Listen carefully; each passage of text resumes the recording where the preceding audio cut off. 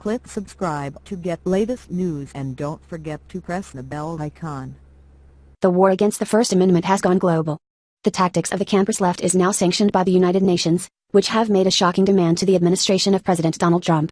On Wednesday, Anastasia Crickley, the chairperson of UN Committee on the Elimination of Racial Discrimination, CERD, sent out a press release demanding that the U.S. ensure that the rights to freedom of expression, association and peaceful assembly are not exercised with the aim of destroying or denying the rights and freedoms of others, and also asked it to provide the necessary guarantees so that such rights are not misused to promote racist hate speech and racist crimes. In simpler language, the UN wants the U.S. to enact European-style hate speech laws. While hate speech should be condemned, punishing speech in a free society contradicts the liberty espoused by America. The First Amendment affords protections for all speech, as it should to guarantee that element of freedom. Crickley and her group expressed their horror about white supremacist and white nationalist rallies in the United States.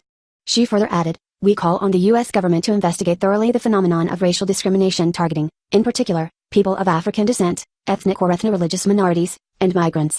Tellingly, the UN seems unconcerned with the violence caused by Antifa, Black Lives Matter, or other left-wing groups. In America, race-based violence is not a problem that emanates from the far-right bogeyman of the left's imagination. While federal statistics indicate that right-wing terrorists are more violent than left-wing terrorists, these statistics can be misleading upon closer inspection. However, what is not questionable is that since 2014, black supremacist groups like BLM and others have killed far more people than neo-Nazis or KKK members. One shooter inspired by the rhetoric of BLM provided American law enforcement with its deadliest day since 9/11. Even liberal media outlets have been forced to admit that American police officers kill more white people on average than blacks. In 2016, the FBI found that African Americans killed 500 white Americans. This was the highest rate on record since 2008, when blacks killed 508 whites in America. It should be noted that federal statistics often count Hispanics as white in most categories except for in the hate crime victim category. More broadly, the UN's demand that the U.S. enact hate speech qualifications runs in direct contrast to the U.S. Constitution. The American president swears an oath to protect and uphold the Constitution, not listen to the dictators of a supranational body. In Europe, where many countries have hate speech laws in place, everyday citizens are sentenced to serious jail time for merely posting pictures or images online.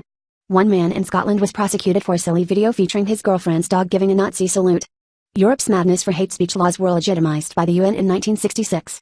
Since then, freedom of expression and other liberties have become all but extinct in Europe. It is also noticeable that hate speech laws in Europe are more often applied to right-wing, supposedly right-wing, or populist parties and individuals than they are to Islamic extremists. If free speech was punishable in America, it wouldn't stop at the true hate speech emanating from neo-Nazis or KKK. Granting the power to punish free speech would become applicable to anyone on the right.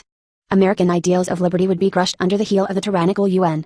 CERD's demands prove decisively a fact that many Democrats and establishment Republicans do not want to admit. Antifa, BLM, and other far-left groups are the shock troops in the paid service of the globalist elite.